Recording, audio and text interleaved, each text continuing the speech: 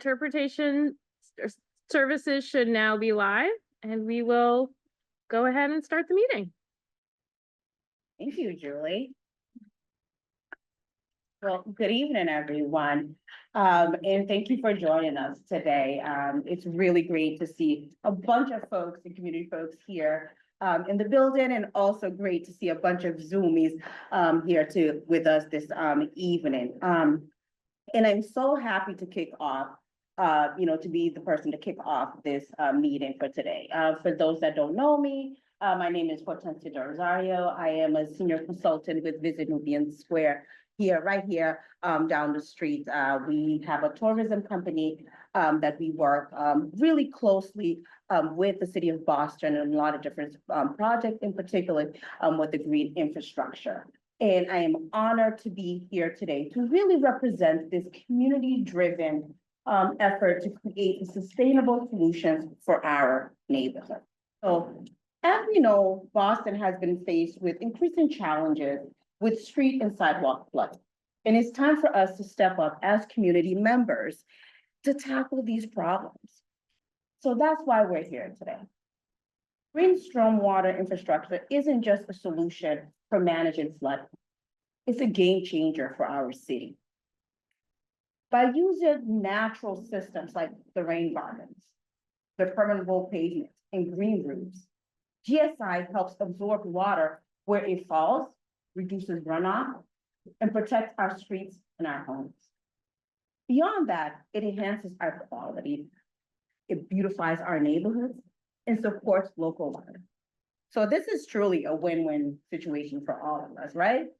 So as a community, we're proactive in addressing some of these issues. These challenges, they ensure a more resilient future. So by working together, we are taking meaningful steps to mitigate future issues, protect our neighborhood, and leave a legacy of sustainability for generations to come. But here's where we need you. If you see something obstructing the water flow, where it's trash, debris, or even an overgrown storm drain, take a moment to pitch in and clear it. Small actions like these can make a big difference.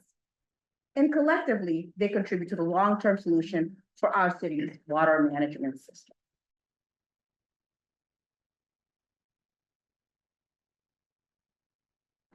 The flood survey. Or you complete the flood survey at Flood Survey Boston. By sharing your observations and even photos of flooding, you'll help us create a detailed map of problem areas. This data directly informs the city of Boston's policy decisions and help us design a better flood mitigation projects. The benefits of your participation go beyond data collection. By contributing, you'll help make Boston safer, more resilient, and better prepared for future challenges. Now, it's a step towards protecting your home, your streets, and your community.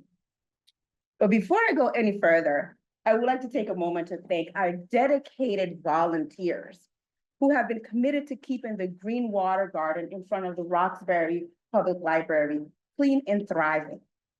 They work hard to ensure this garden remains a shining example of how natural system can mitigate flooding, beautify our community, and provide an inspiring space for all of us.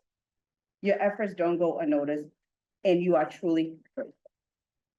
I'd also like to extend an invitation to all of you to join the Visit Nubian Square Civic Volunteer Group. Our groups work to organize the cleanup initiatives, raise awareness, and advocate to keeping our water system clear. If you'd like to get involved, please email us at visitnubiansquare@gmail.com. Before I go, I want to thank all of you guys for coming out today. And it is extremely cold day, so we're very grateful for those that came here and for you guys that are joining us on Zoom. Because together, we can really make a difference. So thank you for being here, and I'll pass it over to you.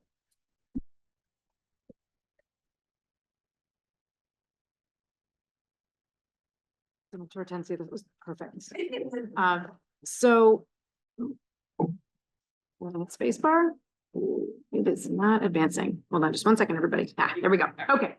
My name is Kate England. I use she, her pronouns. I am the Director of the Office of Green Infrastructure for the City of Boston. And I really appreciate everybody taking the time to join us today, both in person and online. So during this meeting, we're going to cover a couple of quick things. So you just heard our wonderful welcome from Visit Nubian Square. Hortensia, again, nailed it. We are going to go through a little brief introduction, stormwater and green infrastructure. What is it? How does it work? And why should we care about it? And then we're going to go through the project overview. So the work that this project team is doing and what we need the public's help to enhance that work. What we need the public to do to enhance that work. And then we're also going to talk about the data collection process and what we're going to be using that data for. And then we're going to walk you through the flood survey, which takes about 2 to 3 minutes to complete. And we're really hoping that people in this room will not only submit data entry or like survey entries, but will also share the survey with other people. Because the more entries, the more submissions that we receive, the better our data is and the better our planning will be. And then lastly, we'll have some open time for questions, for conversation. We really do want to hear from you all. So thank you for being here. And we'll also be taking questions online as well. So you can enter your questions in the chat and we will open up the chat and respond to questions at the end as well. Okay.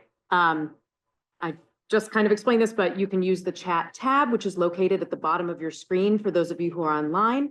And you can also raise your hand during the question and answer period. You can raise it now as well, but I won't be able to see it. So I would say hold your hand raising until we get to the Q&A portion of the program.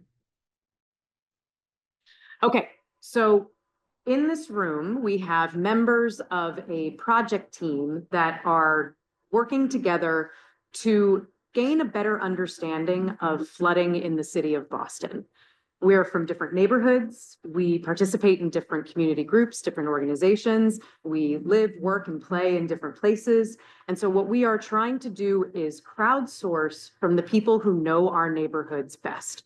Your understanding and knowledge of when flooding occurs, sometimes why flooding is occurring, is so valuable to the work that we are going to be doing. And so I wanted to take a second to thank the project team members who are in this room. So the first kind of important piece is the public. We could not be doing the work that we are about to undertake without the help of residents, people who work, live, and play in Boston. We also have the City of Boston is our team lead. I guess I should have started with me. Office of Green Infrastructure is leading this work. We received an MVP grant, which is a Municipal Vulnerability Preparedness Grant from the state to fund this work. We'll talk a little bit more about that later. We also have support from other departments of the city. So we have our Office of Neighborhood Services, our Community Engagement Cabinet, and others who are supporting the work as well. And then we have this wonderful group of community-based organizations and nonprofits. So all of our watershed associations in the city, Charles River, Mystic River, and Neponset River watershed associations. We have wonderful community groups as well. You just heard from Visit Nubian Square. We also have Codman Square, NBC. We have Eastie Farm. We have a few others as well. I want to make sure that I get them all. Of course, I'm looking at logos instead of their actual names. So we have a lovely group of community groups that is working on this with us, as well as Weston and Sampson, who is our consultant, who is supporting the work and doing all of the data collection and data analysis, which Jenny will talk to you about in a little bit. So really quickly wanted to spend, a few minutes just telling you all about stormwater and green infrastructure and why it's so great. So a lot of all the images in this presentation are local photos. They're either pictures of green infrastructure in Boston or they're pictures that were submitted by survey results we've already received. So keep an eye out at these lovely pictures because they're all local photos. So for those of us, most of us are urban dwellers. For those of us who live and work in the city, we have probably experienced what happens when rain falls on hard surfaces and can't absorb into the ground. So when it rains or snows, or we get that lovely New England wintry mix that we all love so much, and it lands on roadways, sidewalks, and roofs, that water cannot absorb into the ground. So it runs off and becomes stormwater runoff. And the kind of traditional way of dealing with stormwater is with catch basins and pipes in the street. So you've probably seen drains in the roadway, and that is the way for decades we have managed water in the city.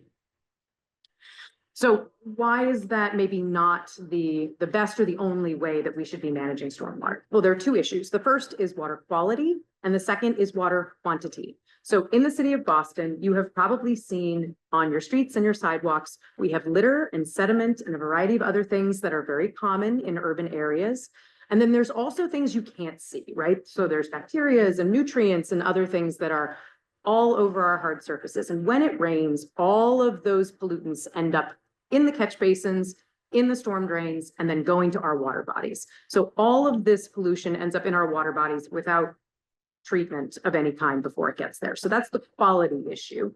And then the quantity issue is our storm drain system is designed to manage only a certain amount of stormwater. So for your knowledge, our system is designed to handle 5 inches of runoff or rain over 24 hours. In the last couple of years alone, we have had storms that have dropped 1 to 2 inches of rain in an hour, which means that our storm drain system is not big enough to manage all of that water at once. And so what happens is we get local flooding. And so that is why you'll see large puddles around your catch basins. Sometimes we have large amounts of standing water. We have sections of Columbia Road and in Roxbury where we have several feet of water that you'll be driving and or walking or riding through. And those, large standing water puddles cause safety issues. They're also not great for human health. And so we are really depending on people to help us identify where all of these water quality and quantity issues are. We have this lovely map that we did some digging to figure out exactly where it's from. The Boston Water and Sewer Commission has done a little bit of work around stormwater inundation and coastal flooding over the last several years. They have a map viewer that has coastal flooding and some stormwater inundation flooding. So what you're seeing in teal or in green is the Boston Water and Sewer Commission's current understanding of long-term projected flooding. So a couple things that I want to point out. There's teal flooding shown in all neighborhoods. So this is affecting the whole city. And we have this kind of nebulous understanding of where stormwater flooding is occurring. This is based on topography. This is based on some assessment of the current stormwater system, but it's not based on what is happening out in the field. This is from a model.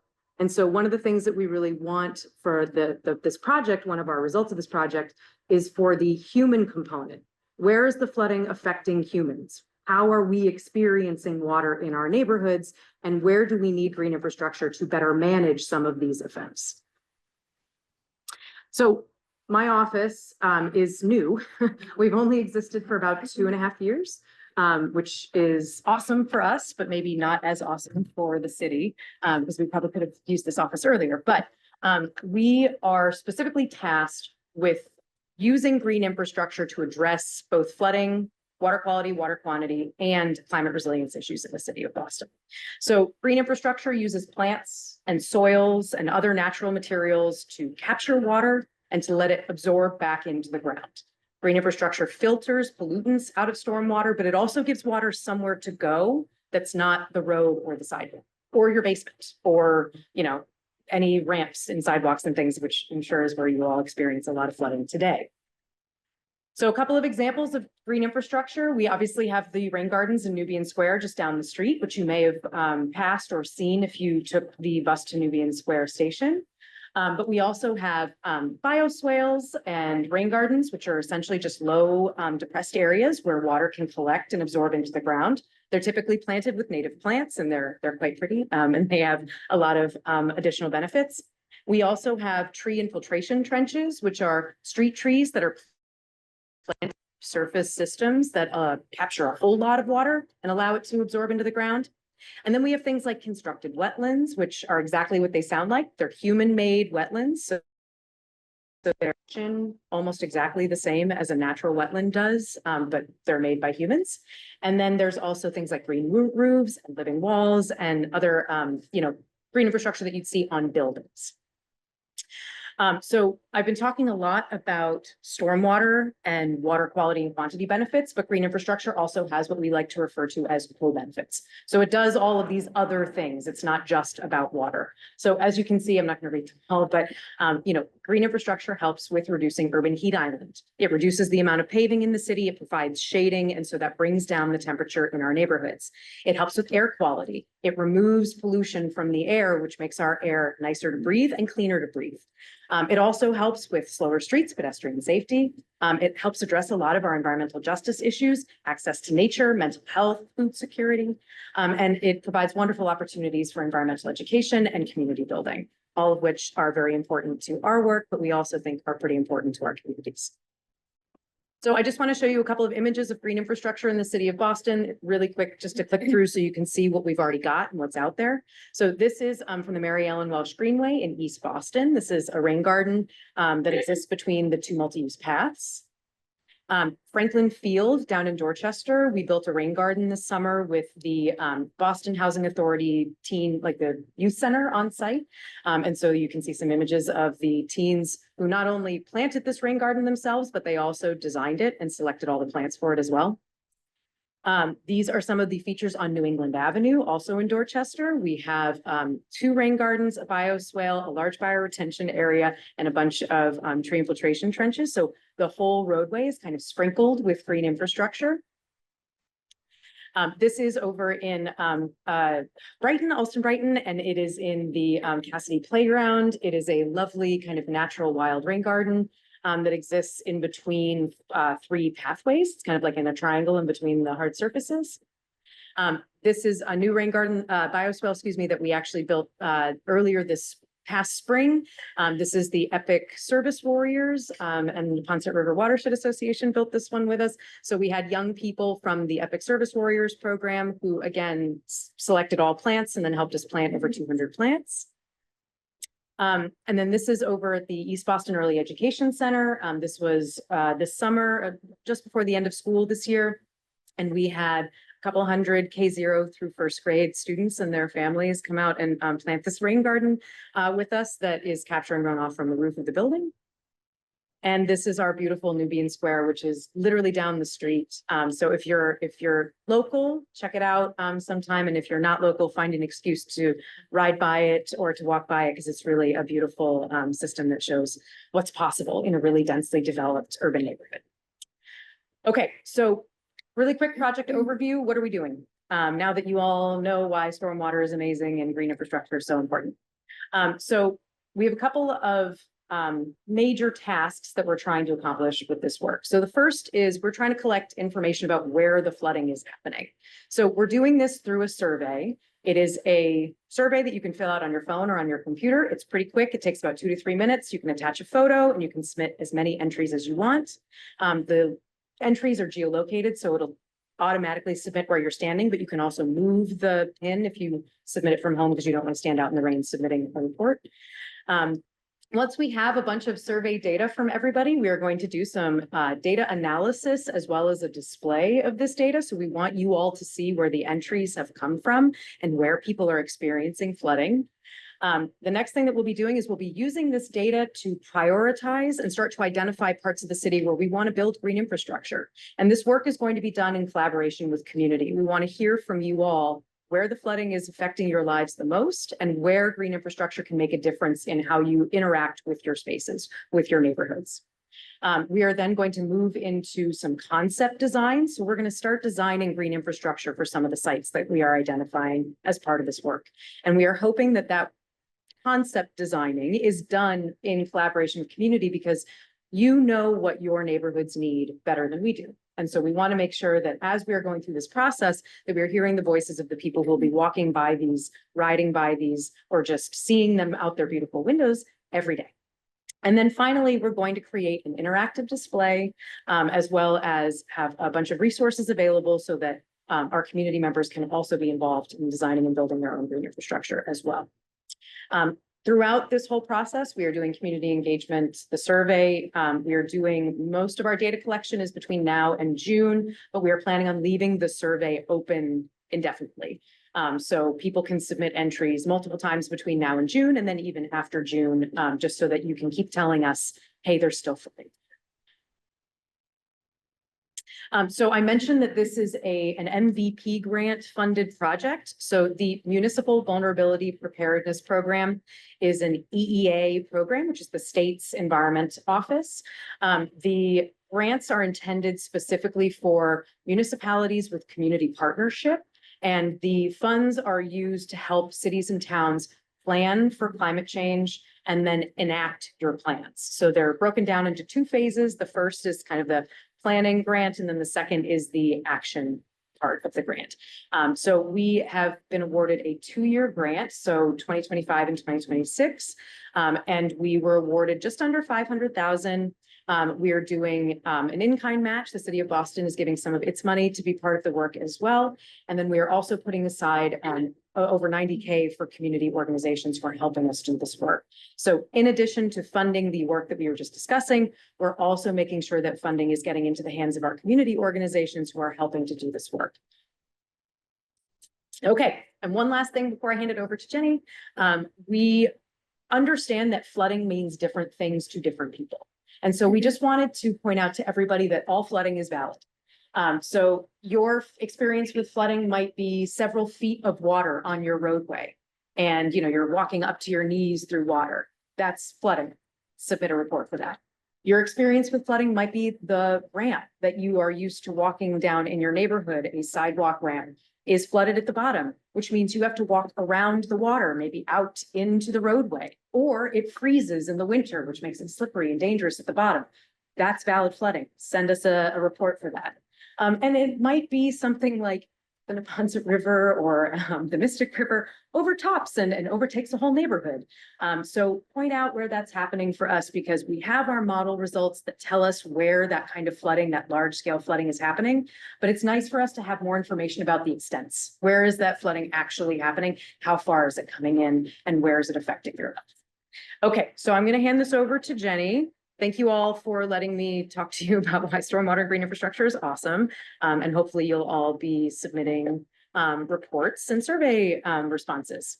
All right, Jenny, go ahead.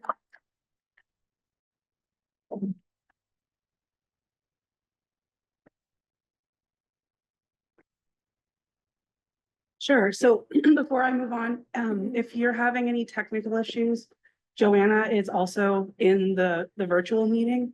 So please submit them in the chat and she'll work them out, just for those of you that are on. So thank you. Well, hello, everybody. I'm Jenny Moonen from Weston and Sampson. I'm a civil engineer and do green infrastructure and flood mitigation design with a whole team of folks. We are really pleased to be supporting the city with the data collection and design components for this work. So you've heard from Kate, we're gathering all sorts of information. We definitely want to hear from you, right? So we're getting information from the survey. We're also going to be working with our stakeholders and available public databases. The city has information that it's been gathering over years. Like I know many of you are familiar with the 311 program. So we're gathering information from those sources as well and compiling that. And then we also have all sorts of state and local resources, like planned roadway projects, lessons learned from all of the installations from green infrastructure all over the city. We know about property ownership. We're thinking about urban heat islands and green deserts, which is areas of the city that don't have a lot of vegetation. So we're not just using the flood data that you're reporting. We're also intermixing this with quite a number of other resources to help us identify, strategically, where in the city is it kind of best to put green infrastructure and invest. To date, we have 44 survey responses. I think we've been out for about a week and a half. So far we've been hearing, just that's not uncommon, right? Our collective memory is not that long, but there are quite a few instances of the 44 that are for a particular storm event in December 2024. So that's interesting already. people are also sharing, and we'll be getting to the flood survey in more detail. Julie's gonna jump into that next, but people are sharing their impacts with us, and we're hearing, you know, this is changing their commute. This is affecting getting to school and getting home. We're hearing there's property damage. So it's great to hear from people what's really impacting their lives. I mean, great to understand, not great that that's happening. Here are some examples of what people have been reporting. So you can just see some photographs that have been provided. On the very left, it's flooding along Breed Street in East Boston in December 2024. That is ponding after a large rain event. In the middle is a photograph flooding along Commonwealth Ave in Allston. This was after a rain event in January of this year. And on the right is a photo of flooding along East Boston Greenway in December 2020. So these are, you know, really helpful photos, right? You can see where does it flood, how big is the flood waters, how deep is it, et cetera. So we're going to be engineers and take all of this information that you're giving us, that you know, that we've gathered, and we're going to recommend locations for green infrastructure. And there's sort of a first pass. It's kind of like you get it on a map. And so these are just two examples from other projects we've done. On the left is work in the city of Lynn, Massachusetts. We looked at an entire component of the city and identified all sorts of corridors and areas. So it's, I think, in the room a little hard to see this. Online it might be easier, but you know, the green and the light green are all areas that we identified as great corridors that could be opportunities for green infrastructure. And on the right is an example from work we're doing with the city of Worcester, where we really prioritized public areas and public parcels, but you can see, you know, it's on a map and you can see the dots. And these are just static maps. We can make maps that you can zoom in on and you can see all the details, and that'll be part of that data viewer and that collaborative process. So it's hard to show that in this kind of presentation.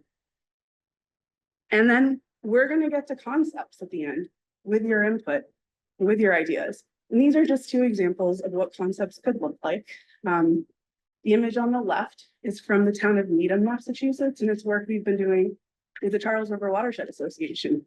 And this is showing an area that has multiple different sort of flood resilience and green like combinations, right? We have a stormwater constructed wetland that Kate talked about. We have stream restoration that's restoring an actual stream system. We have places to put green infrastructure, like maybe a rain garden. So it's all kind of connected. It's a system, and it's thinking about a flood problem in an area and looking at that bigger area, like how does this all work together? The image on the right is from the city of Fitchburg, and this is related to roadway redesign and thinking about the transformative power of green infrastructure in a corridor, right? So how is this, like Kate talked about, all these little pieces in an area can come together and be, you know, create the cooling, create places you might want to sit outside and eat your sandwich. So that's, you know, the kind of concept that we're going to be sharing with you. So with that, we're going to talk about the app, and we'll definitely have lots of time for questions. Apologies for the frog in my throat. It's that time of year. Great. Thank you, Jenny. All right. Good evening, everyone. My name's Julie Wood, she, her pronouns. I'm the Climate Resilience Director at Charles River Watershed Association. In the back of the room is my colleague, Joanna. As we said, for online folks, feel free to chat Joanna. She can help you out. It is actually Joanna's second day of work, so. Coming in friendly. So nice to see folks in the room and online tonight. Really appreciate your interest in this project. I'll just say briefly from a personal stance, I worked at Charles River Watershed Association for close to 20 years, been working on this stuff for a while. Most recently, really been focused a lot on flooding, and a lot of times flood work is very responsive. So the really exciting thing about this project is how proactive it is. seeing the city of Boston proactively try to understand what is going on with flooding is super exciting. And also love the approach with the crowdsourced flood impacts. So we covered a lot of this, but why crowdsourced flood impacts? Obviously, if city staff were trying to do this, you know, how many reports could we get realistically? So using this crowdsourced model, real-time data, you know, we all have these supercomputers in our pockets. So having you all on the team as data collectors means we can just cover so much more area. We can be in more time, more space to get the data on the real-time impacts. We can also access local knowledge, historical knowledge, or local experience. You know, Jenny showed those examples of people already reporting, oh, I have to, you know, drive out of my way, or there's insane traffic because, you know, this intersection is flooded. And so all that's really important to have. As I mentioned, it lets us take a citywide approach, and then engage residents, students, commuters, etc., all of you in the flood planning process. So after collecting this data, we'll have that exciting piece where we're doing designs and figuring out how to address some of these issues. And we hope that everyone will bring their knowledge and bring their input into that piece of the process as well. So as we have all said, please just get this in your regular thought process if you can, as you're walking around Boston and you see that flooding, as you're, you know, maybe cursing it under your breath because of these impacts, also think, hey, I can take a picture, I can put this into the database. Caveat on that, any emergency situations, any immediate response situations, please get in touch with 311 or 911 in emergency. These are coming in, as we described, as a database for planning over the long term. So these are not being looked at in real time. So if something needs an immediate response, just please note that you'd also want to let 311 know. So take a picture, notice where you are. If you remember or can even look up online previous weather conditions, like what led to this. And that is because flooding, there's kind of two things we think about with flooding. One is a really big storm, like maybe it brought 3 inches of rain over the last 24 hours. And another type of storm that can cause flooding is a short, intense storm. So maybe it's only 1 inch of rain, but it fell in 15 minutes. So that's good data for us as the team to have. If you don't go investigating, but if there's anything obvious that you can see causing the flooding, you can note that in the survey. It's intended to be quick and easy. If you don't know an answer to any of, just skip it. Please don't let it stop you from submitting the form. If all you want to do is take a picture and send it in, and let us know where you are. Happy to have that. And it is available in multiple languages and can be made available in additional languages if we get a request. So if you feel like your community, your neighborhood isn't well represented in the list we have here, just reach out to the project team and let us know. This is a link.